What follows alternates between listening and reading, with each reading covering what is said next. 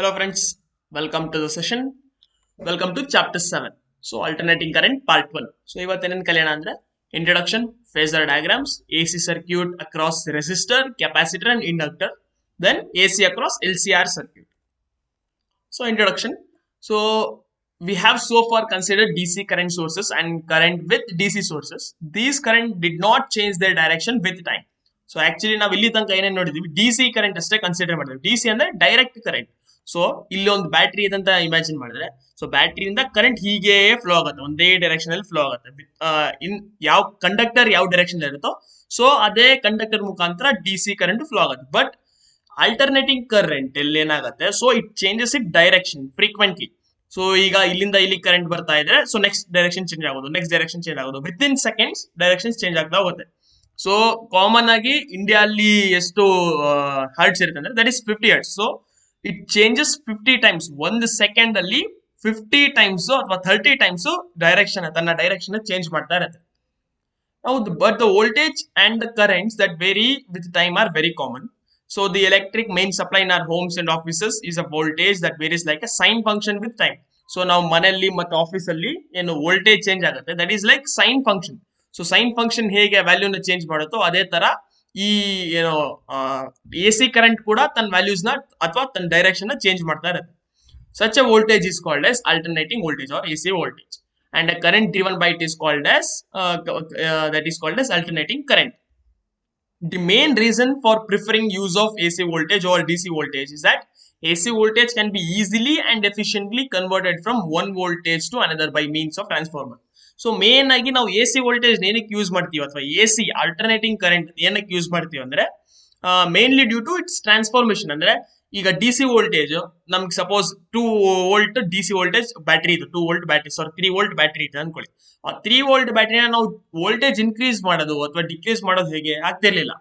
But AC voltage ಅನ್ನ ನಾವು high voltage ಇಂದ ಲೋ ವೋಲ್ಟೇಜ್ ಅಥವಾ ಲೋ ವೋಲ್ಟೇಜ್ ಇಂದ ಹೈ ವೋಲ್ಟೇಜ್ ಗೆ ನಾವು ಟ್ರಾನ್ಸ್ಫಾರ್ಮ್ ಮಾಡ್ಬೋದು ಬೈ ಟ್ರಾನ್ಸ್ಫಾರ್ಮರ್ಸ್. ಸೊ ಇದನ್ನ ಟ್ರಾನ್ಸ್ಫಾರ್ಮರ್ಸ್ ನಾವು ಈ ಚಾಪ್ಟರ್ ಅಲ್ಲೇ ಕಲಿತೀವಿ, ಹೇಗೆ ನಾವು ಇನ್ಕ್ರೀಸ್ ಮಾಡಬಹುದು ಅಥವಾ ಡಿಕ್ರೀಸ್ ಮಾಡಬಹುದು AC ವೋಲ್ಟೇಜ್ ನ ಅಂತ ಕಲಿತೀವಿ.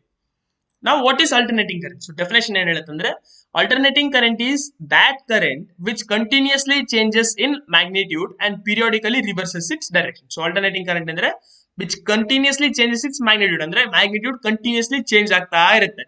That is periodically. So periodical ಅಂದ್ರೆ ಒಂದು ಸೈಕಲ್ ಇನ್ನೊಂದು ಸೈಕಲ್ ಈಕ್ವಲ್ ಇರುತ್ತೆ. ಅಂದ್ರೆ ಈಗ ಪೀರಿಯಾಡಿಕ್ ಮೋಷನ್ ನೀವು ಕೇಳಿರ್ಬೋದು, ಅರ್ತ್ ತನ್ನ ಏನು ಸುತ್ತೋದು, ಆರ್ಬಿಟಲ್ ಸುತ್ತೋದು, that is called as periodic motion. ಅಥವಾ ಸನ್ ಸುತ್ತೋದು ಪೀರಿಯಾಡಿಕ್ ಮೋಷನ್. ಅಂದ್ರೆ ಎಲ್ಲಿಂದ ಸ್ಟಾರ್ಟ್ ಆಗಿರುತ್ತೋ ಅಲ್ಲಿಗೆ ಎಂಡ್ ಆಗುತ್ತೆ ಅಂತ, that is called as periodic motion, which by reversing it's direction. So equation for alternating voltage. So alternating voltage ಗೆ equation ಏನಂದ್ರೆ that is wave equation. Same sine wave ಅಂತ ನಾನು ಹೇಳಿದೆ. ಸೈನ್ ವೇವ್ ಈಕ್ವೇಶನ್ ಏನು? That is V0 sin omega t. V is instantaneous voltage here. Instantaneous ಅಂದ್ರೆ ಯಾವುದೇ ಒಂದು point of time ಅಲ್ಲಿ ವೋಲ್ಟೇಜ್ ನಮ್ಗೆ ಏನ್ ಬೇಕು. ಸಪೋಸ್ ಈ ಪಾಯಿಂಟ್ ಅಲ್ಲಿ ವೋಲ್ಟೇಜ್, ಈ ಪಾಯಿಂಟ್ ಅಲ್ಲಿ ವೋಲ್ಟೇಜ್ ಏನ್ ಬೇಕು, that is V. So this indicates V, this indicates V, and V0 is the peak value. So maximum value, that is V0, and omega is angular frequency omega, that is 2 pi f. Now for alternating current same thing, ಅದು sine wave ತರನೇ, ಅದ್ರ nature sine wave ತರನೇ ಇರುತ್ತೆ. ಅಂದ್ರೆ I0 sin omega t, I is equal to I0 sin omega t. I, that is instantaneous current, and I0 is peak value, omega is angular frequency. Average value of current and voltage for one cycle is 0. So average value ಒಂದು complete cycle. So this is one complete cycle. ಇಲ್ಲಿಂದ ಇಲ್ಲಿಗೆ 0 to 2 pi is one complete cycle, one crest and one trough. So ಈ complete cycle ಅಲ್ಲಿ average value 0 ಇರುತ್ತೆ. ಏನಕ್ಕಂದ್ರೆ ನಾವು integrate ಮಾಡಿದ್ರೆ, so integrate ಅಂದ್ರೆ ಏನು? Area, nothing but area. ನಾವ್ ಏನೇ ಯಾವುದೇ ಒಂದು ಆರ್ಬಿಟ್ರರಿ ಶೇಪ್ ತಗೊಂಡು ಇಂಟಿಗ್ರೇಟ್ ಮಾಡ್ತೇವೆ ಅಂದ್ರೆ ವಿ ಆರ್ ಆಡಿಂಗ್ ಇಟ್, ಅಂದ್ರೆ area, nothing but area. So ಈ area, this is positive, so this is negative. ಎರಡು ವ್ಯಾಲ್ಯೂನ ಆಡ್ ಮಾಡಿದ್ರೆ ಏನಾಯ್ತು? Average, that is 0. ಯಾಕಂದ್ರೆ ಒಂದು ಪಾಸಿಟಿವ್ ಒಂದು ನೆಗೆಟಿವ್ ಇತ್ತು. So average value of current or voltage over one complete cycle is 0. But mean value of voltage and current for half cycle. So ನಾವಿಲ್ಲಿ ಏನ್ ಮಾಡ್ತೀವಿ, ಬರೀ ಹಾಫ್ ಸೈಕಲ್ ನ ಕನ್ಸಿಡರ್ ಮಾಡ್ತೀವಿ. ದಟ್ ಈಸ್ ಎಷ್ಟಂದ್ರೆ 2 by pi into peak value. So 2 by pi into peak value, that is V0, ಅಥವಾ I average or V average is V average ಗೆ 2 by pi into V0, I average ಗೆ 2 by pi ಇಂಟು I0. Next root mean square value. So root mean square value ಅಂದ್ರೆ peak value divided by root 2 ಅಂದ್ರೆ V naught by root 2 VRMS is equal to V naught by root 2 or IRMS is equal to I naught by root 2. So next concept, phasor diagrams. So phasor diagrams enakandre when it is needed to study relation between two alternating quantities such as current and voltage can be represented through phasor diagrams. So ಯಾವುದೇ ಒಂದು alternating quantities ನ ನಾವು compare ಮಾಡಬೇಕಂದ್ರೆ ನಾವು phasor diagrams ನ use ಮಾಡ್ತೀವಿ. So ಏನಕ್ಕೆ ಅಂದ್ರೆ phasor is a phasor ಅಂದ್ರೆ ಏನು, it is a rotating vector. So ಒಂದು ವೆಕ್ಟರ್ ಇದೆ, ವೆಕ್ಟರ್ ನ ಕನ್ಸಿಡರ್ ಮಾಡ್ಬಿಟ್ಟು ರೊಟೇಟ್ ಆಗ್ತಾ ಇರುತ್ತೆ. ಈ ಫಿಕ್ಸ್ಡ್ ಆಕ್ಸಿಸ್ ಇದೆ, ಸೊ ಫಿಕ್ಸ್ಡ್ ಏನು ಪಾಯಿಂಟ್ ಅಲ್ಲಿ ಈ ವೆಕ್ಟರ್ ರೊಟೇಟ್ ಆಗ್ತಾ ಇರುತ್ತೆ, which rotates in anti-clockwise direction with the angular velocity omega. So ಇದು anti-clockwise direction ಅಲ್ಲಿ rotate ಆಗುತ್ತೆ with angular velocity omega. It is the projection of phasor on y axis. So ಈ phasor ನ ನಾವು y axis ಅಲ್ಲಿ project ಮಾಡಿದ್ರೆ that gives us instantaneous values of v and I. So suppose ಇಲ್ಲಿದೆ, ಈ point ಅಲ್ಲಿ ಇದೆ ಅನ್ಕೊಳ್ಳಿ. ಈ ಪಾಯಿಂಟ್ ಅಲ್ಲಿ ನಾವು y axis ಮೇಲೆ ಇದನ್ನ ಏನು ಎಕ್ಸ್ಟೆಂಡ್ ಮಾಡಿದ್ರೆ, ಈ ಲೈನ್ ನ ಒಂದು ಎಕ್ಸ್ಟೆಂಡ್ ಮಾಡಿದ್ರೆ, so that is instantaneous value. So ಈ ಪಾಯಿಂಟ್ ಅಲ್ಲಿ ಈ ಒಮೆಗಾ ಟಿ ಅನ್ನೋ ಆಂಗಲ್, ಸೊ ಒಮೆಗಾ ಟಿ ಅನ್ನೋ ಪಾಯಿಂಟ್ ಅಲ್ಲಿ ಇನ್ಸ್ಟಂಟೇನಿಯಸ್ ವ್ಯಾಲ್ಯೂ ಇಷ್ಟಿತ್ತು. ನೆಕ್ಸ್ಟ್ ಇದು ಸ್ವಲ್ಪ ಮೇಲೆ ಬರುತ್ತೆ, ಸೊ ಆ ಪಾಯಿಂಟ್ ಅಲ್ಲಿ ನೆಕ್ಸ್ಟ್ ಇನ್ಸ್ಟಂಟೇನಿಯಸ್ ವ್ಯಾಲ್ಯೂ. ಸೊ ಈ ಟೈಮ್ ಅಲ್ಲಿ ಎಷ್ಟಿದೆ value, V or I value ಎಷ್ಟಿದೆ. So projection of this phasor on y axis gives us instantaneous value of v and I. Next, total length of the phasor gives us peak value. So next exact 90 degree ಬಂತು. So this is the total height. So total length ಏನು ಕೊಡುತ್ತೆ ಅಂದ್ರೆ that is peak value. So total height length of this vector gives us the peak value of the current or voltage. And the angle between the phasors represent the phase difference. So ಈ angle ಇದರಲ್ಲಿ ಏನಿದೆ v ಮತ್ತೆ I. So ನೋಡಿ grey colour v, ಇದು blue colour, sorry grey colour is I vector and this is v vector. So ಎರಡರ ನಡುವೆ ಎಷ್ಟು face difference ಇತ್ತು, ಇದರಲ್ಲಿ ಇಲ್ಲ. ಫೇಸ್ ಡಿಫರೆನ್ಸ್ ಇದರಲ್ಲಿ 0.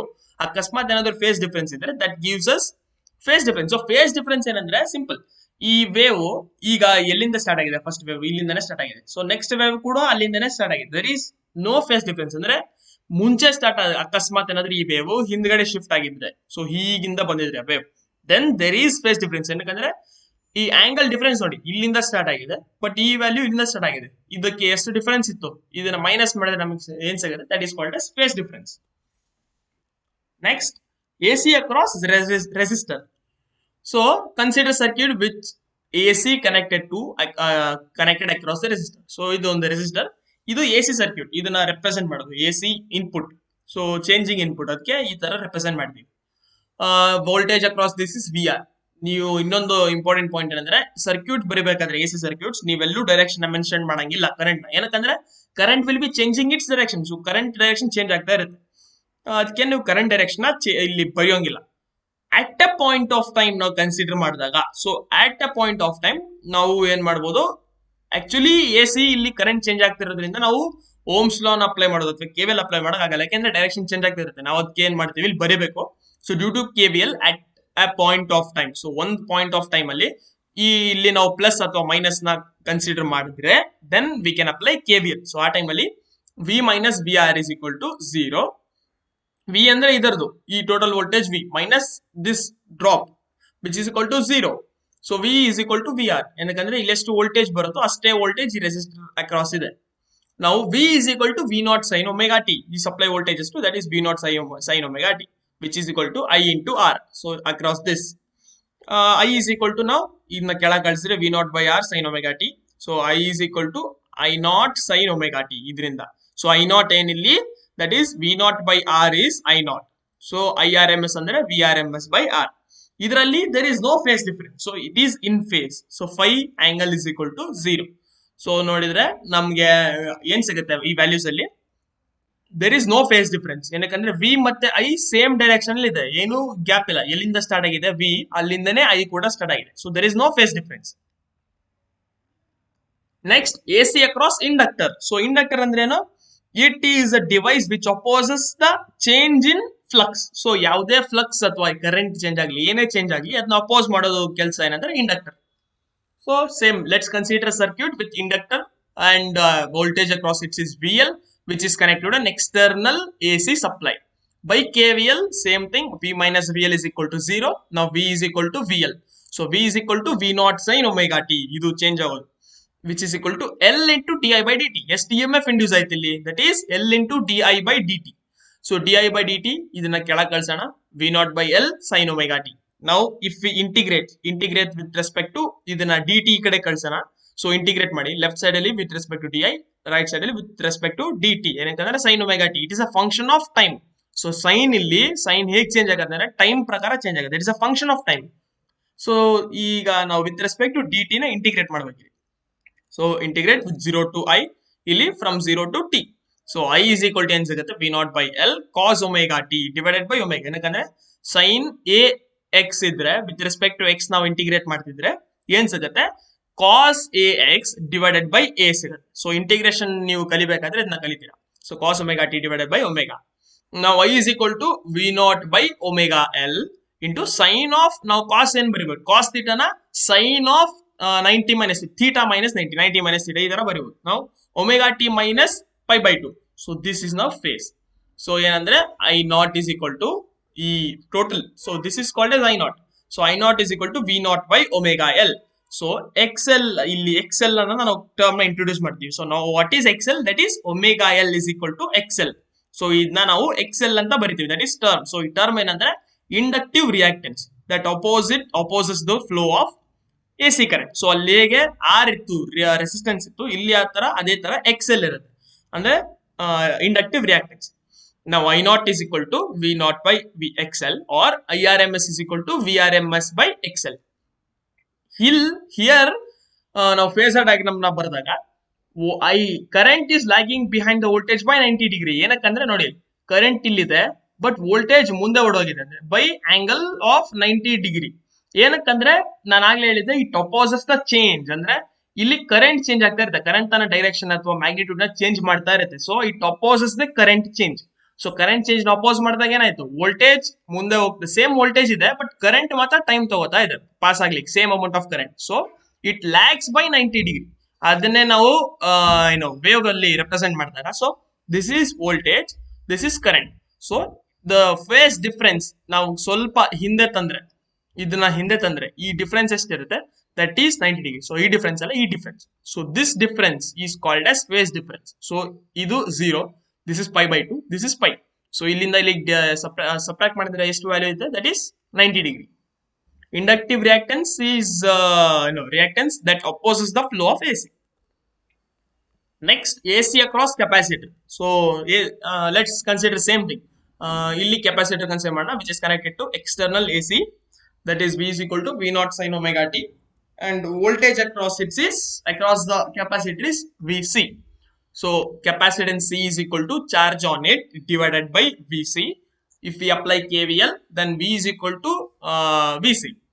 Now V naught sin omega t voltage, external voltage, which is equal to Q divided by C. ಏನಕಂದ್ರೆ C is equal to Q by VC. Now Q is equal to CV naught sin omega t. But ನಮ್ಗೆ I ಗೊತ್ತು. So what is current? So current is dQ by dt. ನಾವು charge ನ differentiate ಮಾಡಿದ್ರೆ we will get current. So ಈ equation ನ ನಾವು differentiate ಮಾಡ್ತೀವಿ. So dQ by dt, that is IE is equal to C into V naught. So sin omega t differentiate ಮಾಡಿದ್ರೆ cos omega t into omega. Now ಈ term ಪೂರ್ತಿ term C V naught into omega cos omega t. So ನಾವು ಮತ್ತೆ sin of omega t plus pi by 2 and I naught is equal to ಈ ಮೂರು term, that is C omega into V naught. But now I is equal to V naught by XC. So XC term ಏನಿಲ್ಲ ಅಂದ್ರೆ 1 by omega C, that is capacitive reactance. ಈ capacitive reactance ನಾವು X C ಅಂತ denote ಮಾಡ್ತೀವಿ, that is 1 by omega C. So ಇಲ್ಲಿ ನಾವು phasor diagram ಬರೆದ್ರೆ here potential difference V is lagging behind the current by 90 degree. So ಇಲ್ಲಿ ಏನಾಯ್ತು, ಯಾವಾಗ್ಲೂ ಇದು ಕೆಪಾಸಿಟರ್ ಏನಿರುತ್ತೆ ಸೊ ಫುಲ್ಲಿ ಚಾರ್ಜ್ ಆಗಿ ಒಂದು ಪೊಟೆನ್ಷಿಯಲ್ ಬರುತ್ತೆ. ಸೊ ಆ ಪೊಟೆನ್ಷಿಯಲ್ ಹಾಗೆ ಇರುತ್ತೆ, ಇದು resist the change in potential. ಏನಕ್ಕಂದ್ರೆ ಕರೆಂಟ್ ಪಾಸ್ ಆಗ್ತಾ ಇರುತ್ತೆ ಬಟ್ ಪೊಟೆನ್ಷಿಯಲ್ ಡಿಕ್ರೀಸ್ ಆದಾಗ ಇದು ಕರೆಂಟ್ ನ ಹೊರಗಡೆ ಪ್ರೊಡ್ಯೂಸ್ ಚಾರ್ಜಸ್ ನ ಹೊರಗಡೆ ಬಿಡೋ ಮುಖಾಂತರ it maintains its own potential. So ಅವಾಗ potential will be lagging but current will be ಸ್ವಲ್ಪ 90 ಡಿಗ್ರಿ 90 ಡಿಗ್ರಿಯಲ್ಲಿ ಮುಂದೆ ಇರುತ್ತೆ. And phasor diagram will be like this.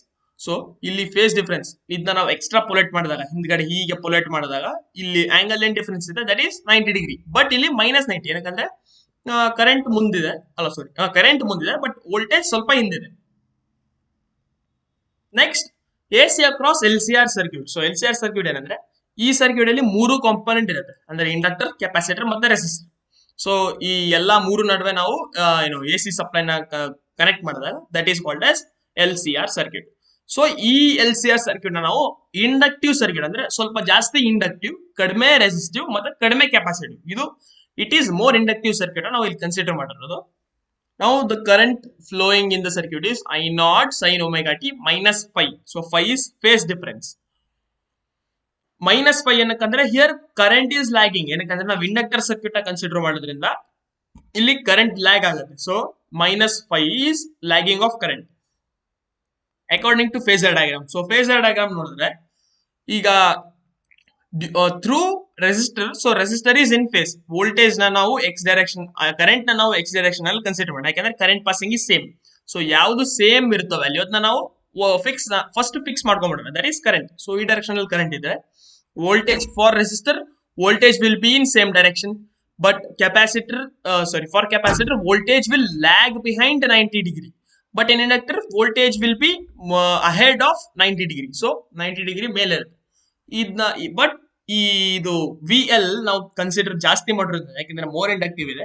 So more inductive ಅಂದ್ರೆ potential difference, potential drop across this inductor will be high.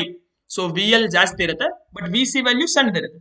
ಇದು vector ಆಗಿರೋದ್ರಿಂದ ನಾವು subtract ಮಾಡೋಣ. So V L ನ ವಿ ಸಿ ಇಂದ ವಿ ಸಿ ನ ವಿ ಎಲ್ ಇಂದ subtract ಮಾಡಿದ್ರೆ ಇಲ್ಲೆಲ್ಲೋ ಒಂದು ಸಣ್ಣ ವೆಕ್ಟರ್ ಸಿಗುತ್ತೆ, that is V L minus V C.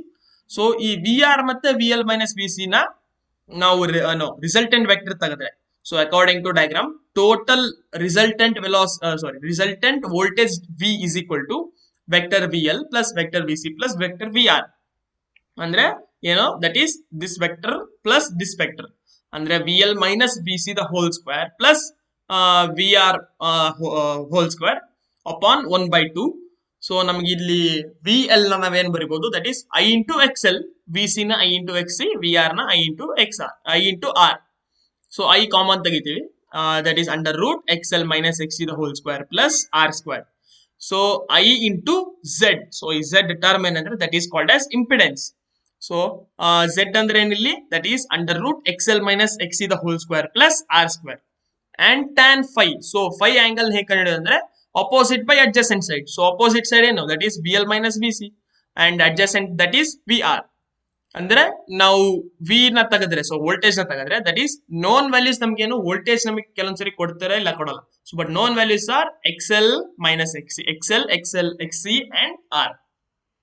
This is the wave diagram. ಇಲ್ಲಿ phi difference angle that is phi. Note that for pure resistive circuit phase angle is 0. Pure resistive ಅಂದ್ರೆ ಇದೇನು ಇರಲ್ಲ. So ಏನು ಇರಲ್ಲ ಅಂದ್ರೆ ಇದು value 0 ಆಗುತ್ತೆ.